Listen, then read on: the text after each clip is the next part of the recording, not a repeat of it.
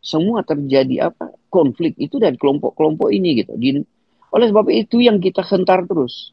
Baru kita bawa. Kenapa ini wartawan bisa hidup? Seorang wanita ini bisa bertahan. Barangkali dia juga disiksa kok. Nggak mungkin. Kalau kita menonton-nonton film benar. Banyak wartawan itu memang tubuhnya dipergunakan. Memang sebagai alat informasi. Ya, barangkali kesiksaan itu si Catherine ini langsung dia jadi mualaf. Walaupun kita tahu dia Yahudi, lain sebagainya ya. Kemudian dia kawin dengan seorang Muslim dan menjadi seorang Muslim. Tapi juga perempuan ini, perempuan seorang wartawan, saya tahu dia bukan Muslim itu ya. Muslim adat, memang dia orang-orang moderat cara berpikir.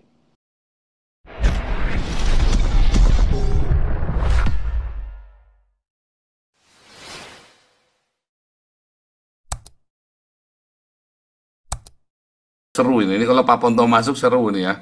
Aduh, cuma Pak Pontonya lagi sibuk terus di media. Silakan, Pak Teddy. Saya masuk bentar aja Pak Ponto. Boleh, Pak Andi. Kayak gini loh, Ompong. Itu kesatu kenapa si Khomeini ini nggak ditembak ya. Itu maksudnya si Trump kalau dia ditembak, berarti kan ini negara udah hancur. Nah kalau negaranya udah hancur, dia minta duitnya kemana? Ke Barat kan? Seperti Afghanistan, perang Irak, perang Libya. Itu kan semua negara Barat harus keluar duit, soalnya leadernya udah mati, negara kacau, ya kan? Jadi ekonomi nggak stabilize, jadi mintanya ke Barat. Jadi maksudnya si Trump, ini si Khamenei ini jangan dibunuh dulu, supaya negaranya tenang, nggak kacau, ke satu.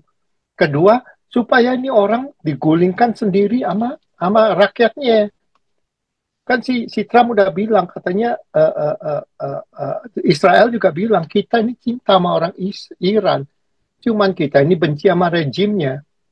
Jadi jangan sampai orang Barat lagi nanti yang menggulingkan negara mereka seperti Irak, seperti Libya, seperti Afghanistan. Biarkan rakyatnya sendiri yang berontak, menggulingkan si Khamenei. Itu kan tujuannya. Terus poin saya yang kedua ini, saya nggak bisa ngerti ini di Konoha ini. Orang setara setingkat Akbar Faisal ini ya. Saya lihat dia punya podcast sama si Habib Kribo, sama si siapa itu ketua MUI itu, Abbas itu namanya. Dia masih bisa ketawa, sombong ngomongnya katanya Iran ini negara hebat katanya. Udah di apa namanya? Udah di embargo 40 tahun sama Amerika. Masih bisa melawan Israel dan menghancurkan Israel. Jadi itu satu kemenangan yang besar. Ini saya kan bingung ini orang apa nonton berita yang sama yang apa yang kita tonton. Kok dia bisa deklarasi menang Iran ini hebat gara-gara biarpun dengan embargo 40 tahun masih bisa mengalahkan Israel. Terus gimana ini Ompung? Ini kita melihat beritanya yang sama atau kita yang goblok atau gimana ini? Udah itu aja ada lanjut yang lain.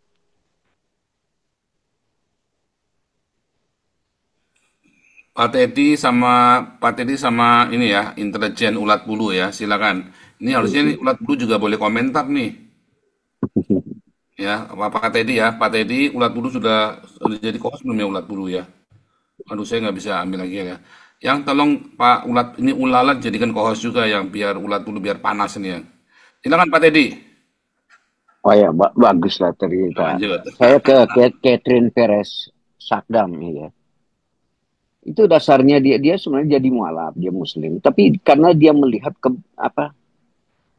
maksudnya peradaban Islam itu yang jahat, dia melihat di situ ada dua agama dan kulturnya itu, sehingga dia mau melihat bagaimana kejahatan Islam itu terhadap perempuan. Bukan persoalan dia jadi mau dia melihat ya bagaimana rancangan dari pemimpin-pemimpin Islam gitu. Nah, tapi kita tahu juga dia adalah agen Mossad. Apakah dengan agen Mossad dia berubah? Bukan, karena dia melihat kebiadabannya itu, ajaran Islam itu terhadap wanita. Dia seorang wanita yang cantik. Ya. Dia punya hak untuk hidup sebagai seorang wanita. Barangkali dia ceraikan suaminya karena budayanya itu. Lu jangan perbudak saya sebagai wanita. Itu begitu wartawan intelektual. Ya, sehingga juga kita tahu dia membocorkan berita-berita yang dari dia sebagai agen Mossad dia sampaikan.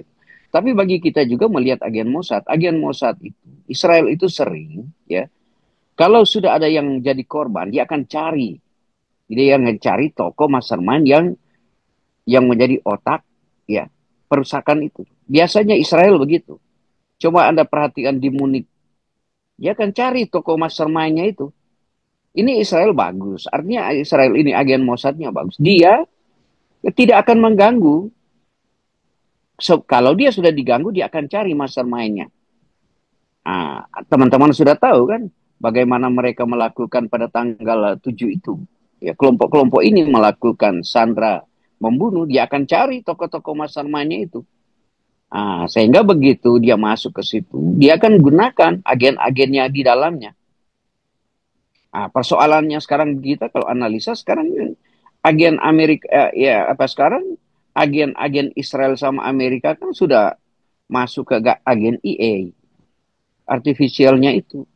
Memang manusia masih dipakai, tapi sekarang mereka pakai agen sekarang teknologi. Nah, ini yang kita harus perhatikan ya. Memang manusia dipakai sebagai alat sumber berita. Ya, mereka rekrut menjadi suatu agen. Dan benar, menjadi suatu agen itu harus pengorbanan material luar biasa, keuangan, lain sebagainya. Ya, kadang-kadang di dalam kehidupan kita sudah tidak mampu membedakan mana yang menjadi agen mata-mata di dalam kehidupan kita.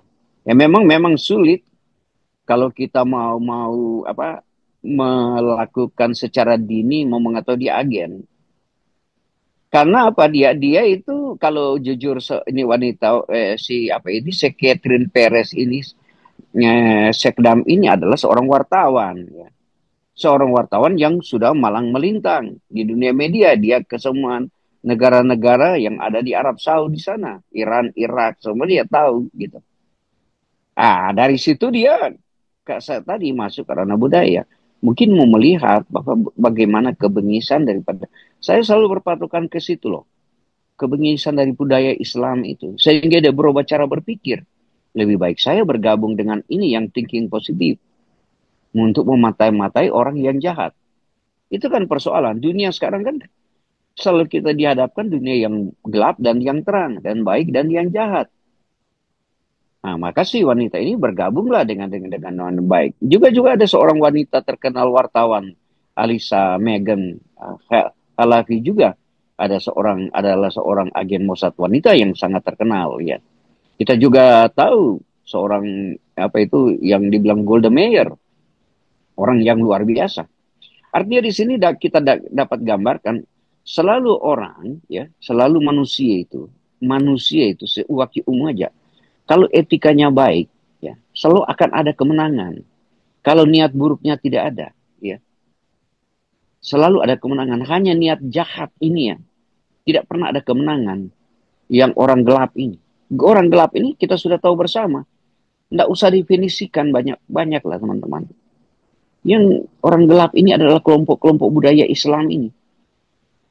Tetapi ini sulit saya bilang budaya Islam. Kita sering mengatakan ke tempat ini. Kita lihat aja di negara mana. Semula perselisihan. Semua terjadi konflik itu dari kelompok-kelompok ini gitu. Oleh sebab itu yang kita hentar terus. Baru kita bawa. Kenapa ini wartawan bisa hidup? Seorang wanita ini bisa bertahan. Barangkali dia juga disiksa kok. Nggak mungkin. Kalau kita nonton film benar. Banyak wartawan itu memang tubuhnya dipergunakan. Memang sebagai alat informasi. Ya, barangkali kesiksaan itu si Catherine ini langsung dia jadi mualaf. Walaupun kita tahu dia Yahudi, lain sebagainya ya. Kemudian dia kawin dengan seorang Muslim. Dan menjadi seorang Muslim. Tapi juga perempuan seorang wartawan, saya tahu dia bukan Muslim itu ya. Muslim adat, memang dia orang-orang moderat cara berpikir. Nah, sekarang kita mulai tercerah berpikir bahwa semua basicnya dari ajaran mereka. Itu kita harus berpikir berawal dari situ. Ya, berawal dari karena apa? Kalau kita berawal berpikir dari kejahatan dari ini, kelompok ini, ya, kita akan tercerahkan berpikir. Karena kita akan berpikir bagaimana kita melakukan yang thinking positif. Yang bagaimana mau menyampaikan kebenaran hidup itu. Kita berulang mengatakan Ayatollah Ali Khamenei itu.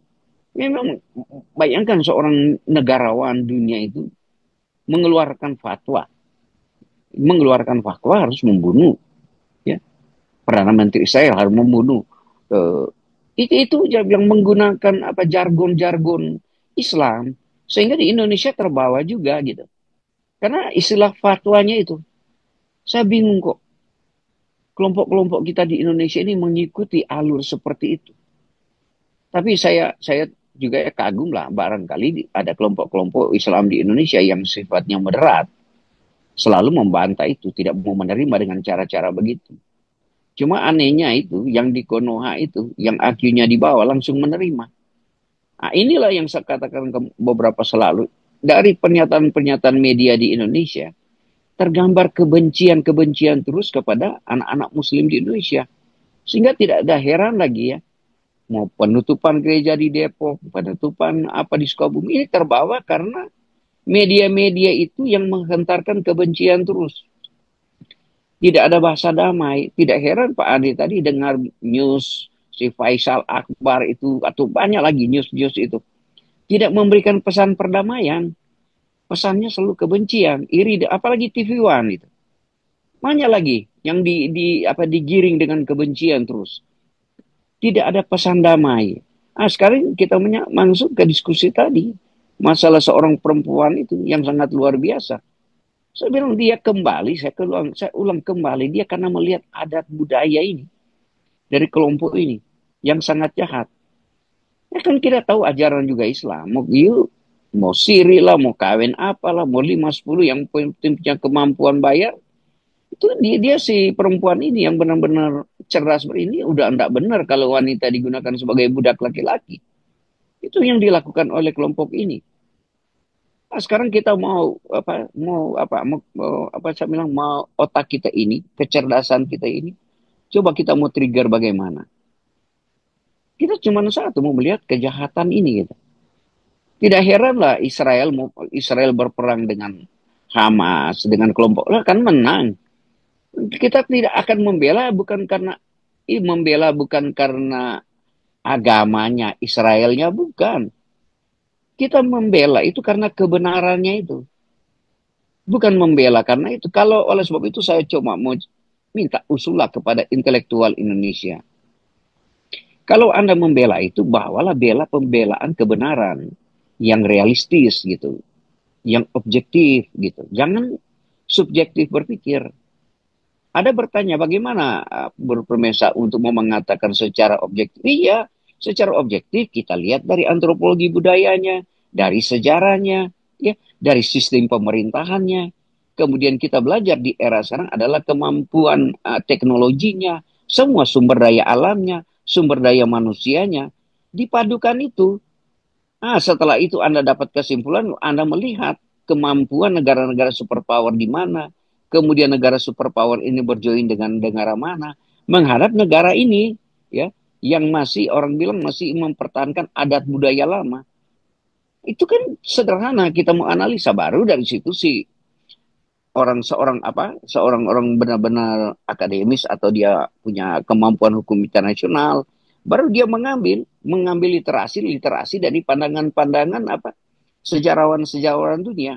Yang saya sering mengatakan satu kali itu yang dikatakan oleh siapa itu pemimpin perang Prancis itu. Dia katakan satu kali ini naga dari timur ini akan bangkit menguasai. Bayangkan itu bahasa berapa ratus tahun lalu. Kemudian ada tokoh sejarawan di dunia ini mau mengatakan bahwa saya bilang ada dalam satu buku akan menguasai ini. Karena mereka menguasai saya ini tokoh-tokoh ini ya.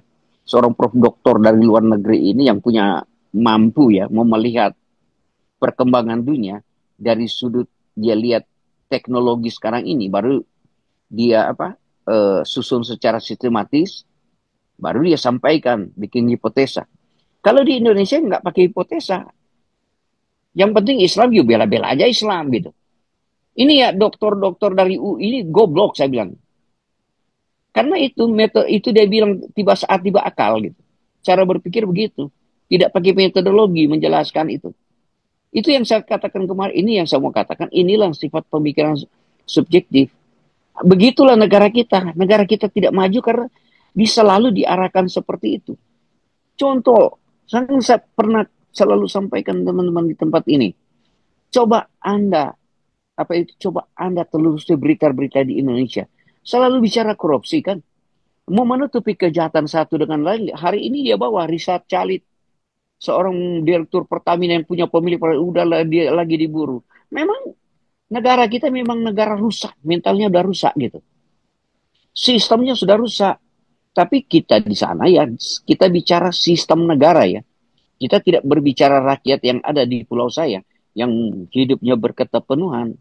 Ya, saya bicara ke negara kita yang menggiring kerusakan mental rakyat Indonesia.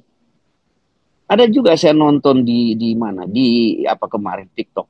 Seorang keluarga biasa mengatakan si Kapolri semua nggak benar. Ya, karena tidak ada kepastian.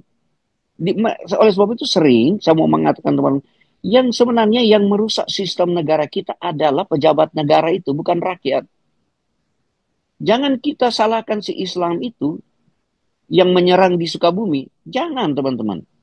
Ternyata dari tokoh Islam yang mengatakan bukan mereka gitu. Ini yang pesan-pesan itu dari polisi, kepolisian, dari aparat negara. Mau dari aparat sipil, militer, kepolisian, mau dari aparat mana yang mereka yang mendesain semua kejahatan negara sampai sekarang ini.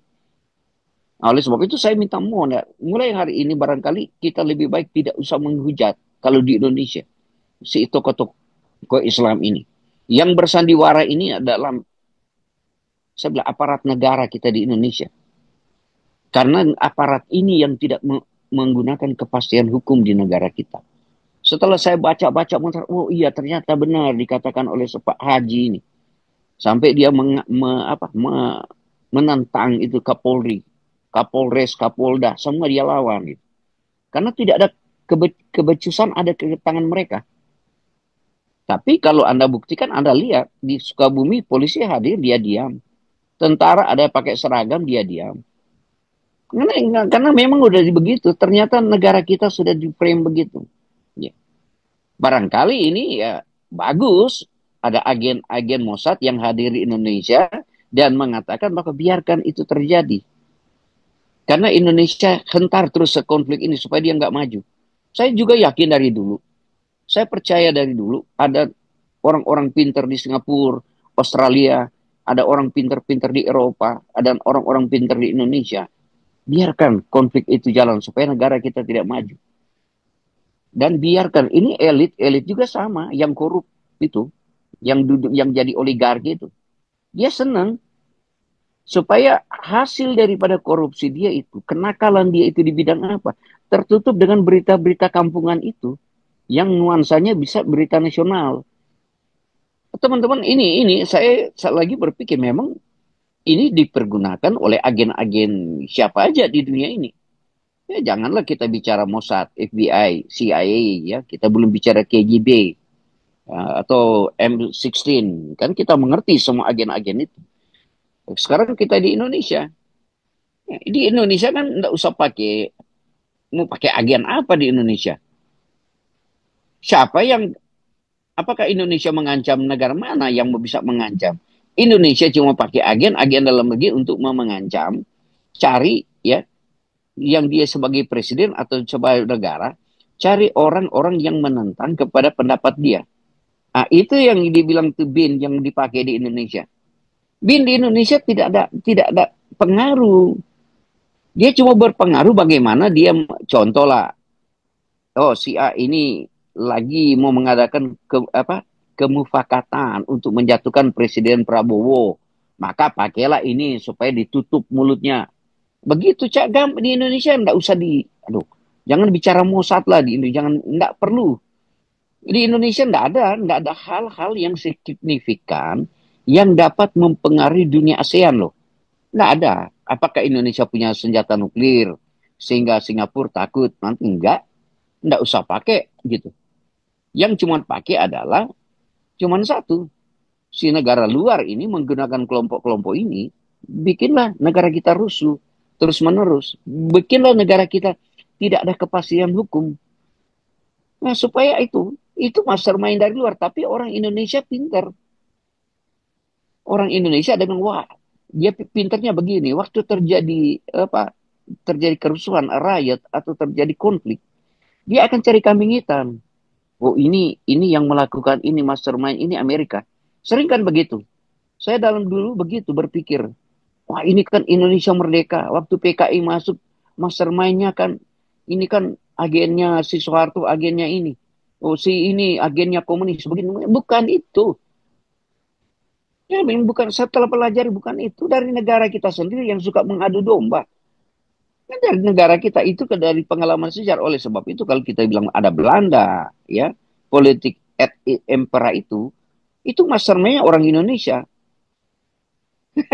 Itu bukan orang Belanda, bukan orang Jepang, lain sebagainya. Nah, ini saya coba kembali ke sejarah dulu. Ternyata di Indonesia kalau kita lihat secara itu yang terjadi. Ya. Tapi kalau kita lihat benar-benar di Indonesia, nggak perlu agen, nggak usah pakai BIN, nggak usah pakai apa. Karena kita tahu, ya, kita sudah tahu bahwa kayak contoh lah, saya tidak kasih contoh yang real, kayak Pak Pausang gitu. Dia akan menentang kelompok ini, maka dipergunakan BIN, BAIS, dan lain sebagainya untuk menangkap dia. Ya, karena dia adalah salah satu ini. Ini kan cuma begitu ceritanya kan.